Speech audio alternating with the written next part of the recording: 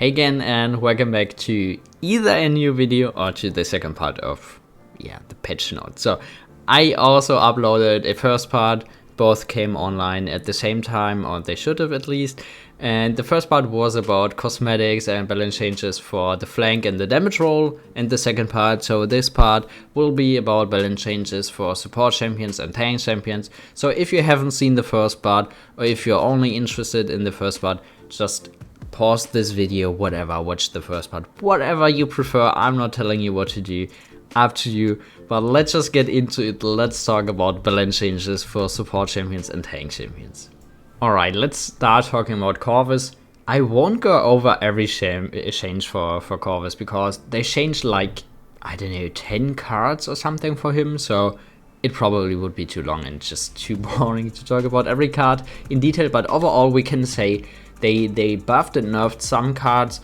So they tried, in my opinion, they tried to make him less a pocket support and more an overall support. So they nerfed cards which made it really annoying to play a pocketed target. So they nerfed the lifesteal, they nerfed the movement speed, they nerfed damage reduction for the pocketed target. But they also increased the healing overall when healing someone and stuff like that. So they basically buffed and nerfed him. They power shifted him in some way, or his cards at least, to make him stronger overall and not just pocketing one. I think overall this all are good changes for Corvus.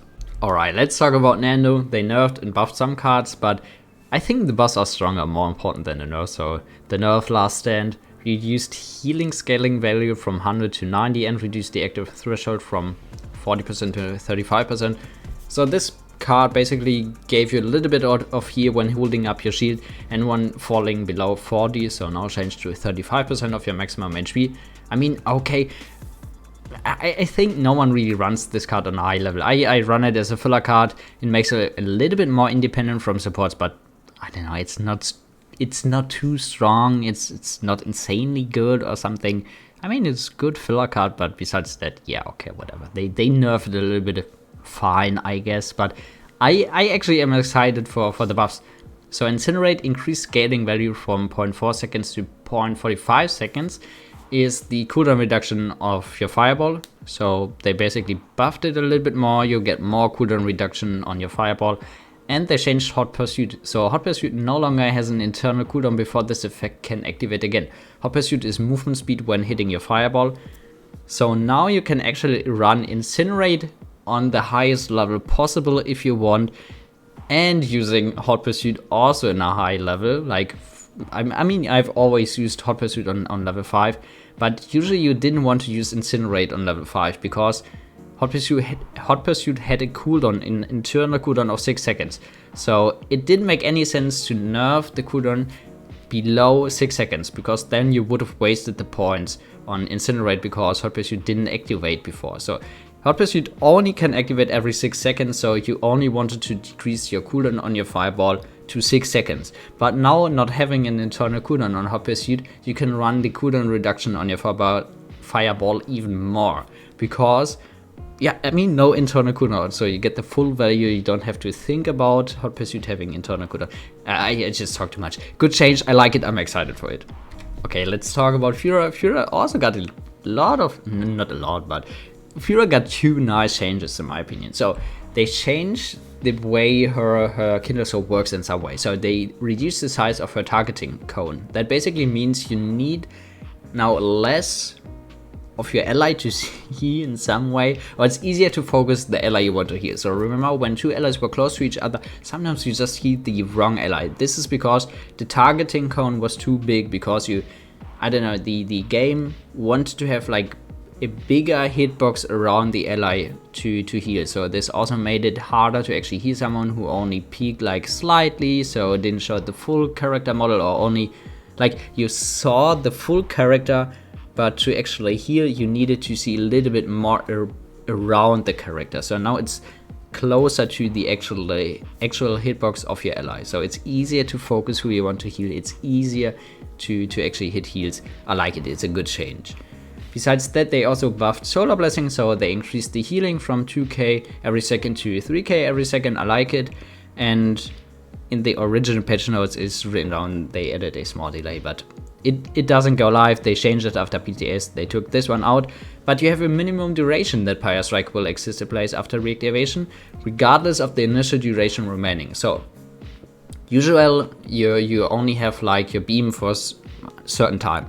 So whenever the beam maybe traveled like the highest possible way or the farthest possible way, then it would stop and you didn't heal your allies for that much, because the beam then stopped, because you only have a certain duration of your beam. But now you have a minimum duration after reactivating, so you make sure you get out the minimum heal before the beam actually stops. I don't know if you understand it, but it's a good change. It's good. I like it. Also good buff for Solar Blessing.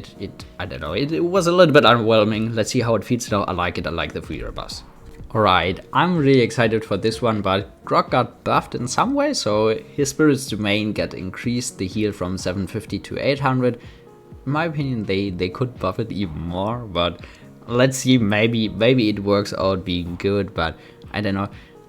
I like it. Spirit's Domain has always been one of my favorite legendaries. I love to play this even before all the cauterize, healing changes, whatever. Like back when Spirit's Domain healed for 900 per second. I like to play Grog Spirit's Domain because, I don't know. I mean, it's heal botting, yes, but I don't know. It was just fun. I'm glad they buff it. Let's see how this works out. But besides that, they also nerfed him. So they reduced the damage per hit at base from his lightning staff. It went down from 75 to 70. They also reduced the healing from his healing totem from 300 to 270. Besides that, they changed Totemic Ward, or nerfed Totemic Ward in some way, so reduced the bonus area of effect from 25% to 20%. And lastly, they buffed Maelstrom in some way, so now also increases the damage of lightning staff to 75. So I think we all can agree that Grog's basic weapon damage was pretty good for support, and even when focusing on heals, when, let's just say, playing Spirit's Domain, Totemic Ward, whatever, not playing Maelstrom, his damage output was pretty strong. You actually could 1v1 most champions when having your totems up, etc. But also the raw damage output was pretty strong. So I think I see why they nerfed it, but also put it back in his kit when playing Maelstrom. So the initial damage legendary, I think, is a good way. I like it. I think it's fair to I don't know, change them in that way. Okay, the next change is pretty big, or I don't know. They have like many changes for Grover. So let's talk about the changes for Grover. I think we all can agree that Deep Roots was pretty annoying. So we see Deep Root changes, but besides that, we also see changes to his Rampant Blooming, etc. Let's see. So first of all, they decreased the burst healing from 800 to 650, but they also put in his base kit an additional healing of 300 over 2.4 seconds. So they basically put Rampant Blooming in his base kit. So they reduced the burst healing, but buffed the healing over time, which is a good way. I like it, because it makes it harder to play Grover. It's harder to make him work, because everyone can just press like Q, Q, Q, or like Q, right click, Q, right click, Q, right click, whatever, like playing Deep Root style now, right? So this is easy. But playing for heals over time is not as easy, because you also need your team to play around heals over time, etc. I like this shade. It's pretty good. Besides that, they quality of life change added that Grover can see his own healing circle radius. I like it. Besides that, they buffed his crippling throw. They buffed the damage from 400 to 425. I don't know why, but I think that's fair enough. I don't know. I don't know why, but yeah, okay. Probably because they changed Deep Roots. That's all what I can think of. And they removed mid and accuracy for him as well. I like it. This is pretty nuts. I mean, it makes him stronger, because he can just vine in the air, whatever, and just hit the axis. But I think overall good change. And now let's talk about the talent changes for him. So this is his base kit. So as you can see, in my opinion, his base kit got stronger. So even if you can say or argue about, well, decreasing his burst healing, Grover is all about burst healing, whatever. No, Grover is healing over time. Like, look at this passive healing. Like, without doing anything but standing in his circle, you get healing over time. So I like that they changed him to be more healing over time support. Deep Root changes. Reworked. Deep roots completely don't have a root anymore, which is pretty good. The root was pretty annoying to play against, or pretty good for Grover and his team. So let's look at new deep roots. Crippling throw chains to nearby enemies up to 2 times. So you still get the chain, bounce, whatever, but you don't root anymore. The chain, bounce, whatever, causing a healing aura to manifest around them, healing nearby allies for 150 every 0.5 seconds for 2.5 seconds. So you get the 150 every 0.5 seconds, 5 times. So 5 times 5 times 150 is 750. So you get 750 healing over time when you're close to enemies, whatever, and Grover hits them with his right click. So I'm not sure if the crippling throw, like the right click, also does extra damage, like bouncing around, but the most important thing is you don't get the root anymore. And I can imagine this being pretty good on close-up maps when your point tank and the enemy point tank are close. Then it is pretty good to actually throw your roots. No, root is the wrong. Throw your cripple to or on the enemy. Make sure your point tank gets healed as well.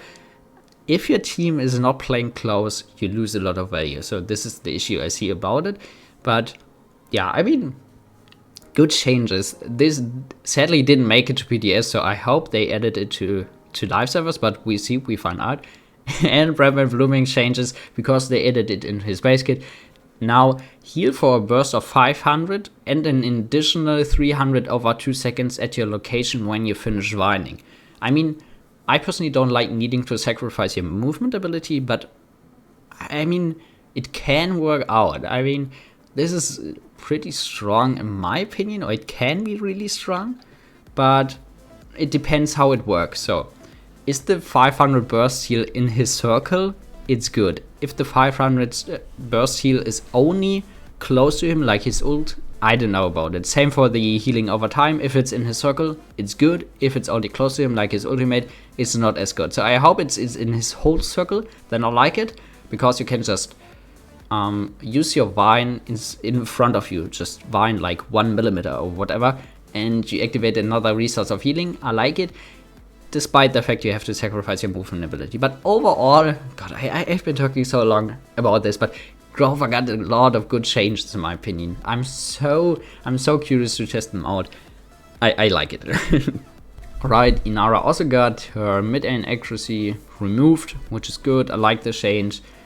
I mean, yo, mid-air inaccuracy removed, good change.